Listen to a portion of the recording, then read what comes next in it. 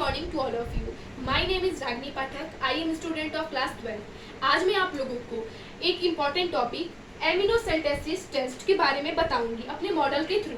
सबसे पहले आज हम लोग जानेंगे कि एमिनोसेंटेसिस टेस्ट जो होता है वो क्यों करवाते हैं, इस टेस्ट को करवाने से क्या पता चलता है, इस टेस्ट में क्या क्या प्रोसेस होता है, और सबसे बड़ी बात कि इसको भारत में बैन क्यों किया गया है।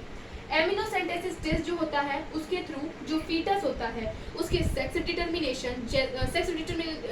डिटर्मिनेशन का मतलब है कि वो मेल है या फीमेल है ये पता करने के लिए, या फीटस को कोई जेनेटिक डिजीज जैसे कि डाउन सिंड्रोम, क्लीनफेल्टर सिंड्रोम या हीमोफीलिया जैसे कोई डिजीज तो नहीं है, ये पता करने के लिए एमिनोसेंटेसिस टेस्ट करवाया जाता है।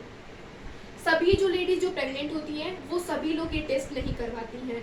डॉक्टर जिनको सलाह देता है वही लोग इस टेस्ट को कराते हैं, या फिर कुछ लोग की फैमिली में ऐसा होता है कि कुछ जेनेटिक डिजीज जो पीढ़ी दर पीढ़ी चलते आ रहे हैं उस डिजीज को, जैसे कि कुछ लोग में होता है कि किसी के फैमिली में होता है कि मतलब जैसे कि पीढ़ी दर पीढ़ी से दादा के लड़के, बाबा के लड़के, उनको कुछ ऐसा डिजीज हो रहा है जैसे कि कोई सिंड्रोम हो रहा है जो पीढ़ी दर पीढ़ी चलते आ रहा है, तो आने वाला जो बच्चा है या फिर आने वाला जो फीटस है उसे भी कहीं ये जेनेटिक डिजीज तो नहीं है, ये पता करने के लिए डॉक्टर जो है उनको ये सलाह देता है कि आप लोग एक बार एमिनोसेंटेसिस टेस्ट करवा लीजिए।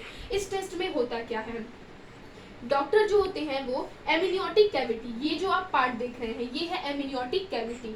एमनियोटिक कैविटी के अंदर होता है एमनियोटिक फ्लूइड। डॉक्टर जो होते हैं वो इंजेक्शन के थ्रू एमनियोटिक फ्लूइड को निकाल लेते हैं और इसका टेस्ट करते हैं, जिससे पता चलता है कि फीटस जो है उसको कोई जेनेटिक डिजीज है कि नहीं। ये जो पार्ट आप देख रहे हैं ये है फंडस, ये जो है यूटेराइन वॉल, ये जो है आपका है एमनियोटिक कैविटी, ये है फीटस, प्लेसेंटा, इसके अंदर एमनियोटिक कैविटी के अंदर है एमनियोटिक फ्लूइड, सर्विक्स और वेजाइना।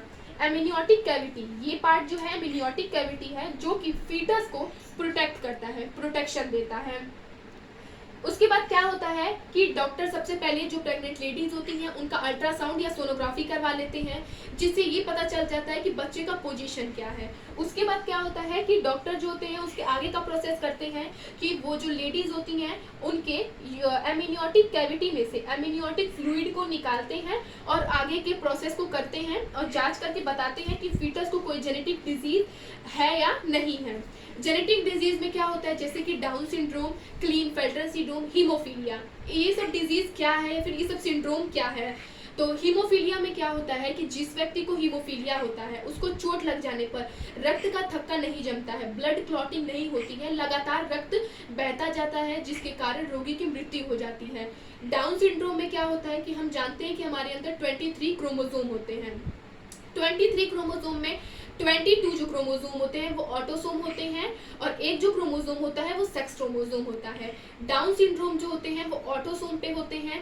22वां जो जोड़ा होता है उसके 21वें जोड़े में एक और क्रोमोसोम बढ़ जाता है जिसके कारण उसकी संख्या 46 से एक और ऐड हो जाता है, जिसके कारण 46 से उसकी संख्या 47 हो जाती है, जिसको हम न्यूमेरिकली चेंजेस बोलते हैं।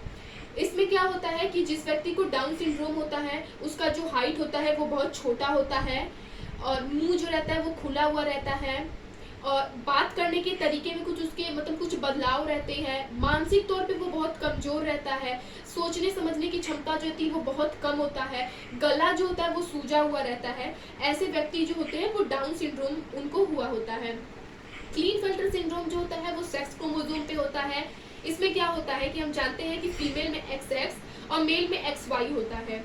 अगर जैसे हम ले लें कि किसी मेल को अगर क्लीनफेल्टर सिंड्रोम है तो क्या होगा कि XY क्रोमोसोम में एक और क्रोमोसोम आके ऐड हो जाएगा, जिसके कारण जो मेल होंगे उनके अंदर मेल के तो कैरेक्टर होंगे ही, प्लस एक और क्रोमोसोम ऐड होने की वजह से उनके अंदर कुछ फीमेल के भी कैरेक्टर डेवलपमेंट होंगे, मतलब उनके अंदर कुछ फीमेल के भी कैरेक्टर जो होते हैं वो डेवलप हो जाएगा, जैसे कि ब्रेस्ट का डेवलपमेंट हुआ।